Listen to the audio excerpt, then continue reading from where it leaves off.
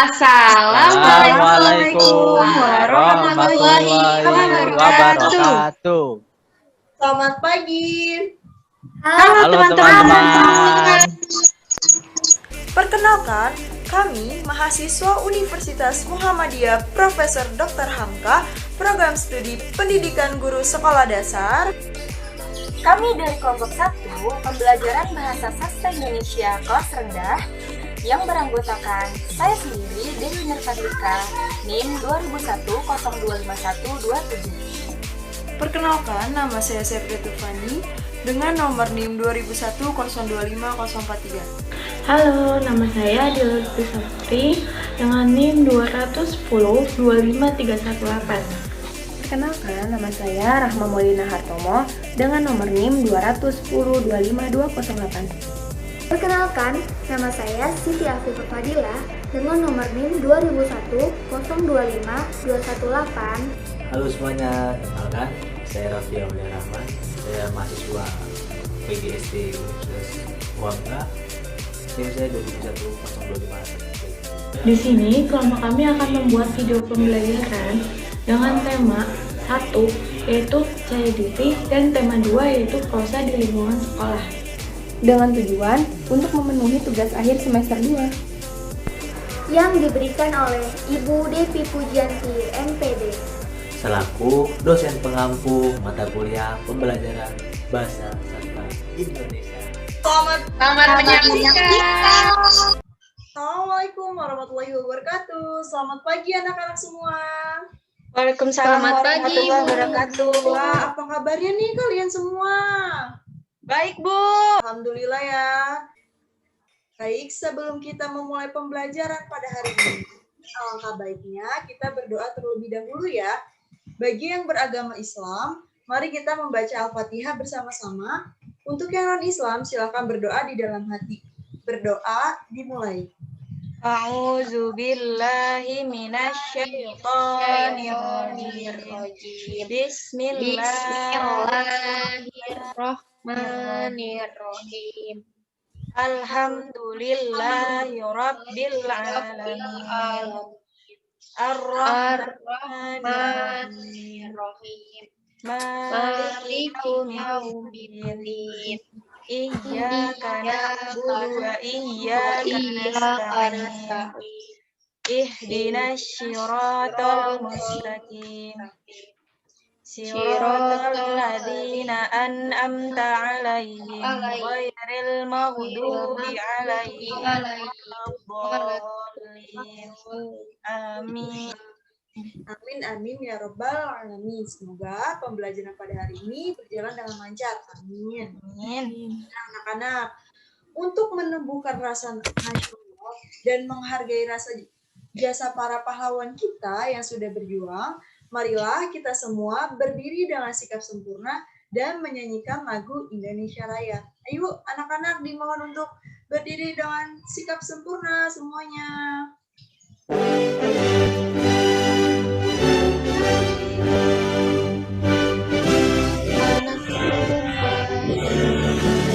Mohon kepada anak-anak semua untuk duduk kembali. Nah, sebelumnya perkenalkan nama Ibu Sepri Tufani. Di sini Ibu akan menyampaikan beberapa materi yang akan diajarkan pada hari ini. Nah, sebelum kita memulai pembelajaran, Ibu akan mengabsen kalian satu persatu. Bagi namanya yang dipanggil, dimohon untuk nyalakan mikrofonnya. Oke? Oke, Bu. Adila Lutfi Saputri. Saya, Bu. Selanjutnya Dewi Winner Fadlika. Saya, Bu. Lanjut Raffi Aulia. Hadir Ibu. Kalau Rahma Maulina ada nggak ya? Hadir nggak nih? Hadir, Bu. Hadir. Lalu Siti Afifah Fadila. hadir Ibu. Alhamdulillah ya, hari ini semua masuk dengan keadaan sehat walafiat. Ayo anak-anak, dibuka bukunya sekarang. Kita sudah memulai loh sesi pembelajarannya. Di sini si Ibu sudah menyiapkan tema 1, percaya diri. Dengan subtemanya di lingkungan sekolah. Nah, kalian ada yang tahu nggak ya percaya diri itu seperti apa sih? Coba Rahma Maulina boleh bantu Ibu? Percaya diri Ya, itu Bu. menurut Rahma ya? Tidak malu, Bu. Tidak malu. Terus kalau menurut Raffi, percaya diri itu gimana, Fi? Berani, Bu. Berani, boleh. Ternyata hebat-hebat nih anak-anak ibu. Kalian sudah pada rajin membaca ya? Sudah pada mengerti apa sih itu contoh dari percaya diri? Nah, sebelumnya Ibu ingin menyampaikan terlebih dahulu tujuan belajar kita hari ini tuh tema percaya diri itu apa aja sih? Nah, nanti kita akan mempelajari ada yang namanya cerita legenda. Nah, ini ada sangkut pautnya nih sama tema kita pada hari ini. Di mana tujuan yang pertama, setelah membaca teks cerita legenda Sakuryang, siswa mampu memahami isi bacaan dengan baik. Yang kedua, setelah membaca, siswa dapat mengidentifikasi teks cerita legenda Sakuryang berupa informasi penting yang dengan tepat. Yang ketiga, setelah membaca teks cerita legenda Sakuryang berupa informasi penting, siswa dapat menyampaikan pendapat kepada temannya dengan bahasa yang santun. Keempat, setelah membaca teks cerita legenda Sakuryang, siswa dapat membuat kalimat dari kata-kata yang diberikan. Yang kelima, siswa mampu menceritakan informasi penting yang mereka dapatkan dari teks cerita legenda Sakuryang di depan kelas dengan percaya diri sesuai dengan informasi tersebut. Nah, di sini Ibu akan menjelaskan lebih detail lagi. Di sini ada pengertian percaya diri. Percaya diri adalah kondisi mental atau psikologi seseorang di mana individu dapat mengevaluasi keseluruhan dari dirinya sehingga memberi keyakinan kuat pada kemampuan dirinya untuk melakukan tindakan dalam mencapai berbagai tujuan di dalam hidupnya. Nah, kita masuk ke kegiatan inti ya, anak-anak. Apa saja sih yang dapat diambil manfaatnya dari percaya diri ini? Yang pertama, ada optimis dalam menjalani hidup. Jadi kalian tidak ragu-ragu, kalian menjalani hidup dengan percaya diri dan optimis gitu. Tidak gampang untuk putus asa. Yang kedua,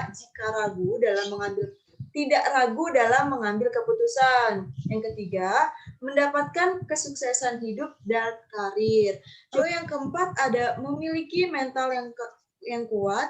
Dan terakhir, berani menjadi individu sesuai jati diri. Nah, anak-anak, apakah penjelasan Ibu sudah cukup, sudah jelas, sudah dapat dimengerti? Jelas, Ibu. Sudah, Bu, jelas. Selanjutnya akan disampaikan oleh Ibu Guru Dewi Winerfadlika. Kepada Ibu Dewi, dipersilahkan. Oke, terima kasih Ibu Prida. Perkenalkan, saya Dewi Winerfadlika. Kalian bisa panggil saya Ibu Dewi. Oke, tadi sudah belajar bersama Ibu Prida tentang pengertian percaya diri dan manfaat percaya diri nih ya. Sekarang, Ibu akan membagi kalian menjadi beberapa kelompok. Kelompok pertama, Prida dan Rahma ya. Untuk kelompok kedua, isinya ada Afifah, Adila, dan Raffi. Oke ya, di sini terdapat tata cara membaca teks dengan benar. Yang pertama nih, ada memperhatikan tanda bacaan. Kalian harus memperhatikan tanda bacaan karena ini merupakan aspek penilaian membaca dan menulis ya. Sebelumnya Ibu mau tanya dulu nih, tanda baca tuh ada apa aja ya? Koma. Koma, apalagi? Tanda petik.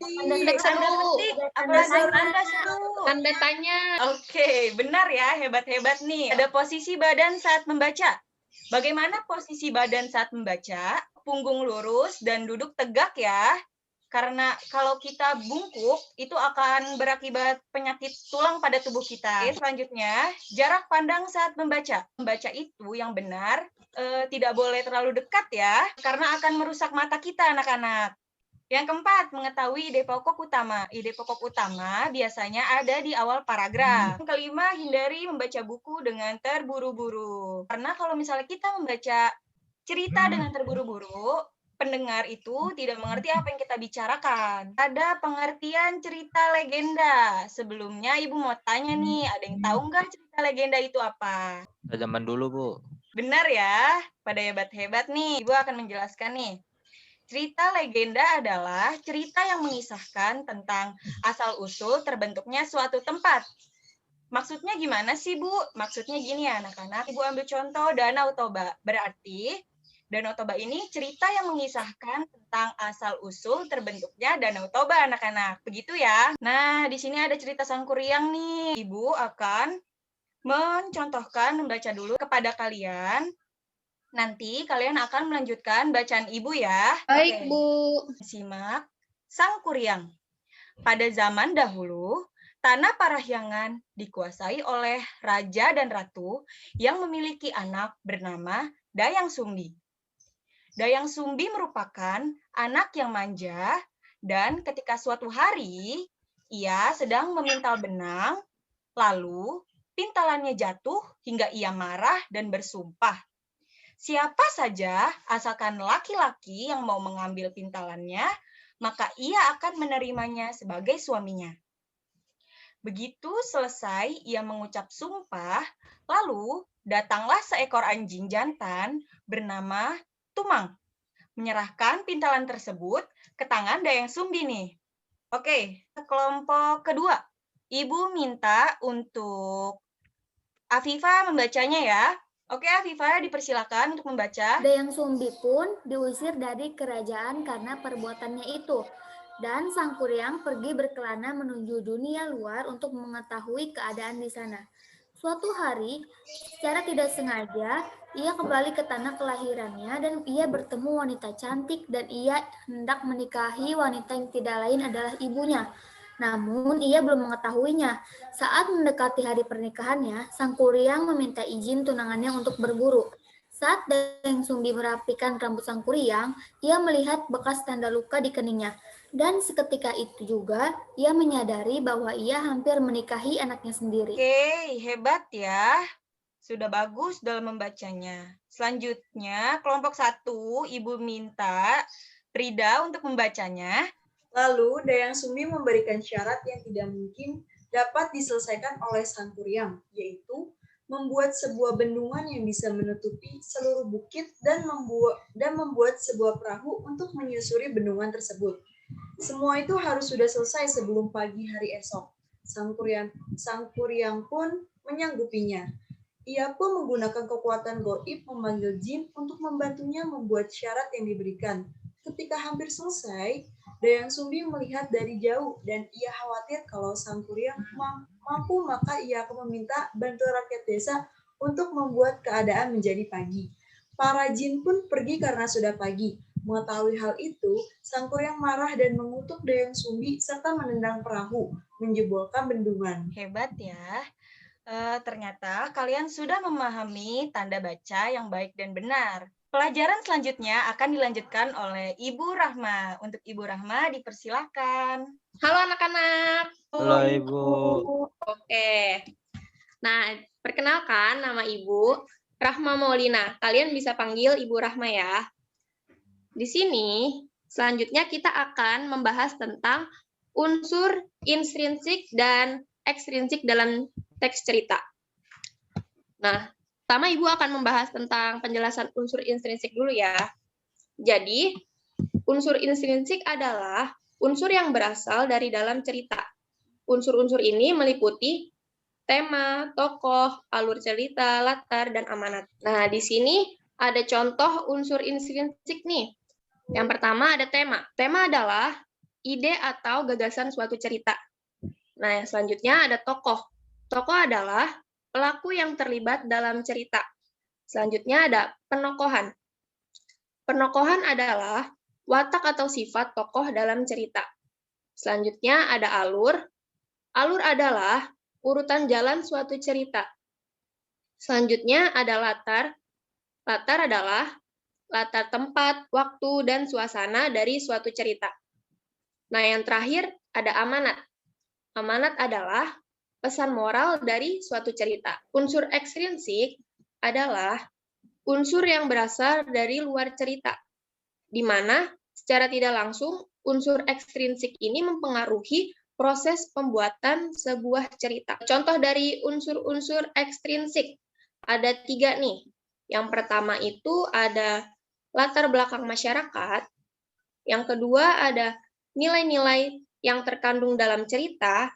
Yang ketiga ada latar belakang penulis. Jadi kita sudah membahas nih tentang penjelasan unsur ekstrinsik dan intrinsik dan juga contohnya ya.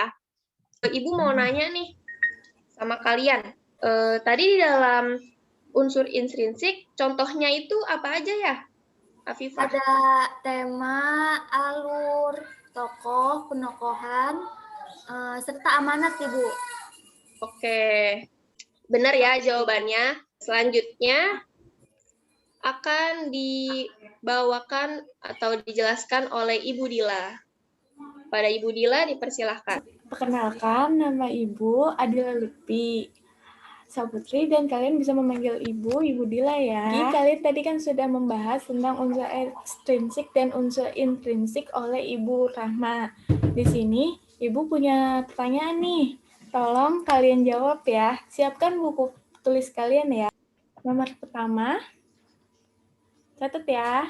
Apa ide pokok dalam cerita legenda Sang Kuryang? Soal yang kedua, siapa sajakah tokoh yang terdapat di dalam teks legenda Sang Kuryang? Ketiga, di mana letak tempat dalam teks legenda Sang Kuryang? Keempat, bagaimanakah watak tokoh dalam teks legenda Sang Kuryang? Kelima, apa amanat yang terkandung dalam teks legenda Sang Kuryang? Kalian bisa diskusi dengan kelompok kalian. Ibu kasih waktu 7 menit ya untuk menjawabnya. Baik, Ibu. Baik, Bu. Waktu sudah habis anak-anak. Oke, kita akan bahas soal pertama ya. Apa ide pokok dalam cerita legenda Sang Kuryang? Kelompok pertama Ibu minta Septida. Yang Sumbi merupakan anak yang manja yang dinikahkan oleh Sang Kuryang. Kelompok 2 Ibu minta Aku, Bu. Hafifah. Jawabannya itu tidak tepat, Bu. Apa yang dijawab oleh kelompok 1. Ide pokoknya adalah Dayang Sumbi menikah dengan Tumang anjing dan punya anak yang bernama Sang Kuryang, Ibu. Jawabannya, karena sumpahnya akhirnya Dayang Sumbi menikah dengan Tumang seekor anjing sakti. Mereka pun hidup berbahagia dan dikarunia anak berwujud manusia bernama Sang Kuryang. Oke, kelompok 1 dan kelompok 2 kalian sudah betul. Selanjutnya, nomor 2. Siapa sajakah tokoh yang terdapat di dalam teks legenda Sang Kuryang? Ibu minta kelompok 2 dulu nih, gantian. Raffi Aulia. Ada raja, ratu, Dayang Sumbi, anjing Tumang, sama Sang Kuryang, Bu. Tanya, ayo kelompok 1. Saya, Bu, saya. Iya, silakan Rahma. Raja, ada ratu, ada Dayang Sumbi, ada anjing Tumang, ada Sang Kuryang, dan ada rakyat desa, Bu. Ya, betul. Kelompok 1 dan kelompok 2. Oke.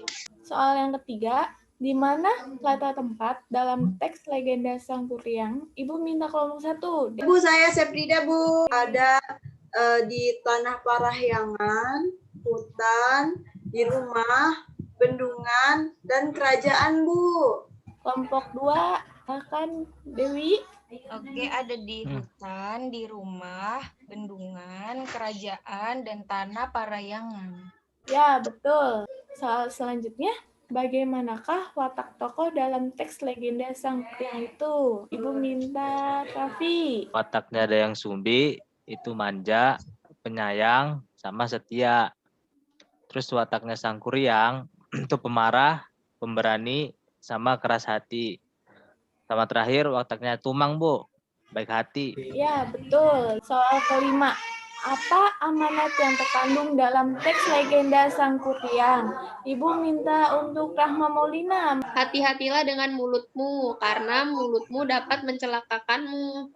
Ya, betul. Salah satunya tadi jawabannya yang dibacakan oleh Rahma Maulina.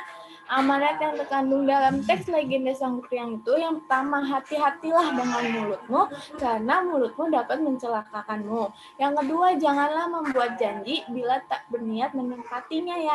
Yang ketiga, itu cinta itu buta dan dapat membuat seseorang kehilangan akal. Baik, Ibu menganggap kalian semua sudah paham ya. Agar kalian lebih paham lagi, Ibu memberikan kalian tugas ya, menuliskan cerita legenda dan kalian tentukan ya unsur dalam intrinsik dan ekstrinsiknya dalam cerita itu ya anak-anak. Sekarang kita boleh istirahat terlebih dahulu ya. Waktu udah selesai ya anak-anak. Selanjutnya kita memasuki jam kedua ya anak-anak. Selanjutnya kita akan membahas tentang tema 2, prosa. Ada yang tahu nggak prosa itu apa? Cerita Bu. Sebelum kita membahas tentang prosa lebih lanjut, Ibu akan menjelaskan nih tujuan kita belajar tentang prosa itu apa aja sih anak-anak.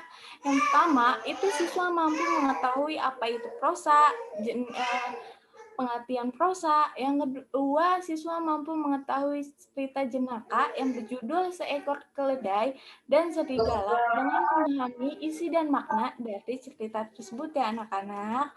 Yang ketiga, siswa mampu membaca dengan lantang cerita tersebut agar guru dapat mengetahui tanda baca yang dilakukan siswa sudah betul atau belum anak-anak.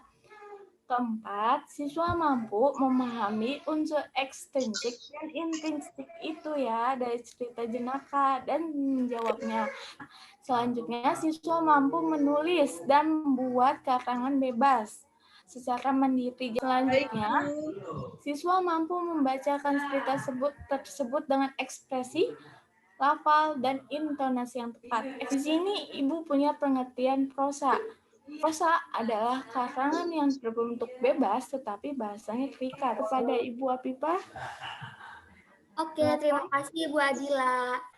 Di sini Ibu sekarang akan menjelaskan pengertian dari cerita jenaka. Apa sih itu cerita jenaka? Cerita lucu, Bu. Ya, benar. Cerita jenaka adalah cerita pendek yang berisi kebodohan atau kecerdikan seseorang dan menimbulkan senyum atau tawa bagi pembaca atau pendengarnya. Oh ya, sebelumnya kita akan bahas jenis-jenis prosa terlebih dahulu. Yang pertama, ada prosa naratif.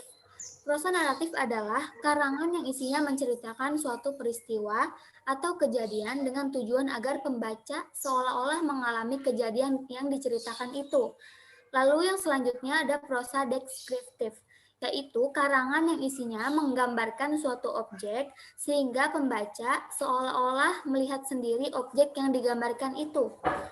Yang ketiga ada prosa eksposisi, yang dimana karangan yang memaparkan sejumlah pengetahuan atau informasi. Yang keempat ada prosa argumentasi, yang dimana karangan yang berisi ide atau gagasan yang dilengkapi data-data kesaksian, yang bertujuan untuk mempengaruhi pembaca untuk menyatakan persetujuannya.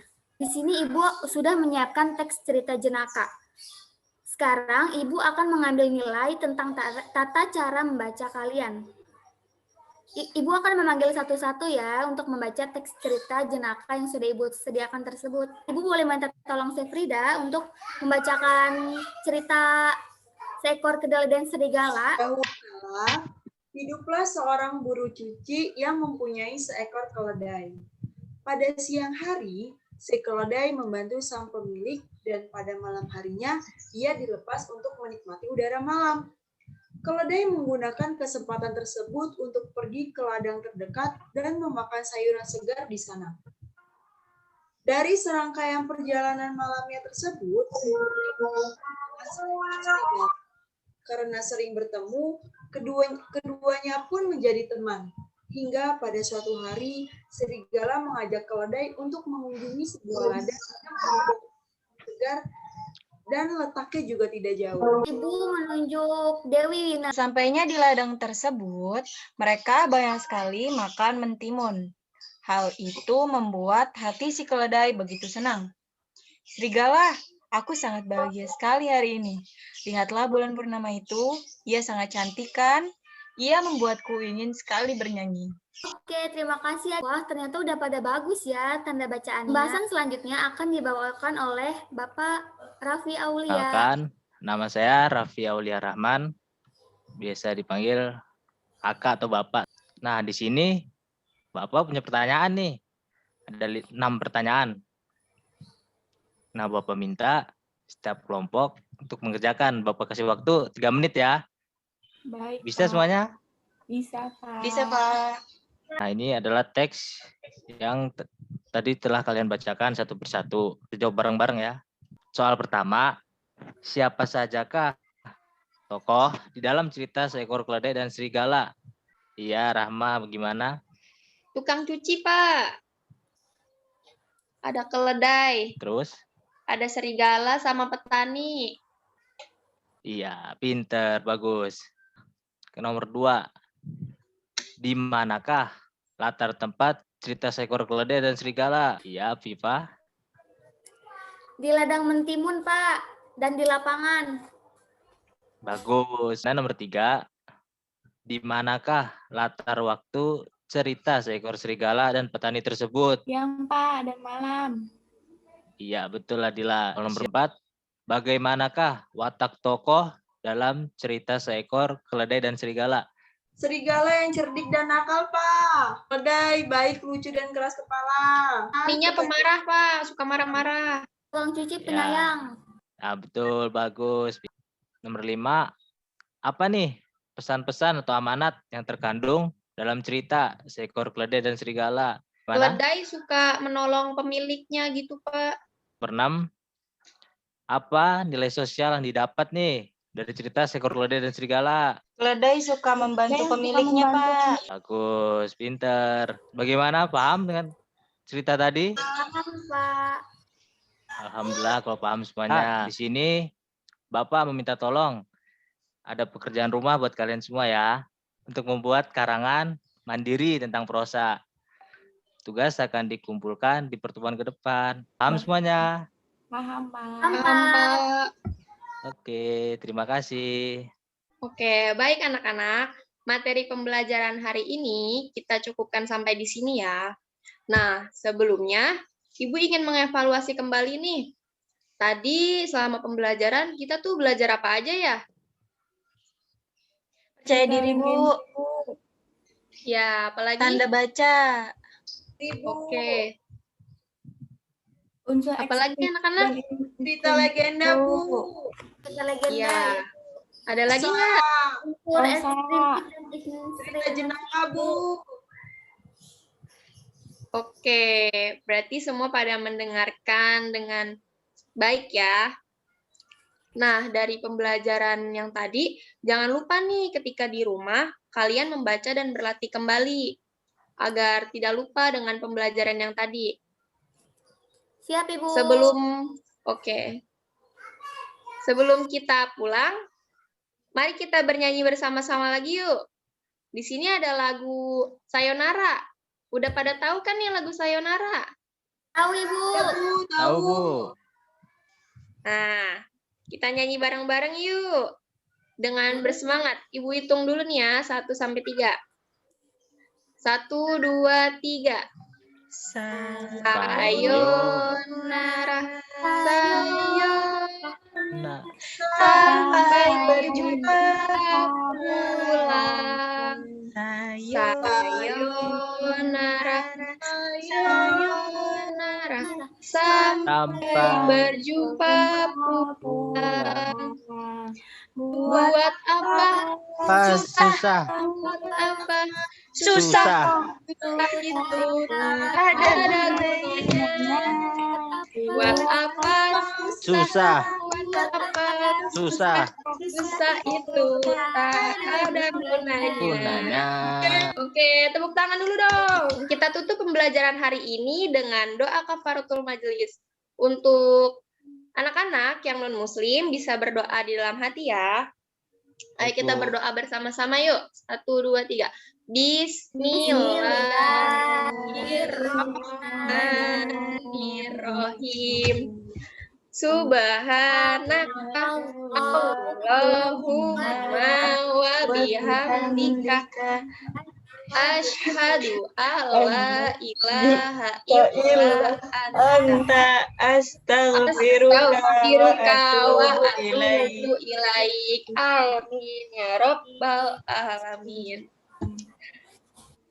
Oke, sekian video pembelajaran dari kelompok 1. Semoga bermanfaat. Jika ada kurang lebihnya, salah dalam pengucapan, kami minta maaf yang sebesar-besarnya. Wassalamualaikum warahmatullahi wabarakatuh.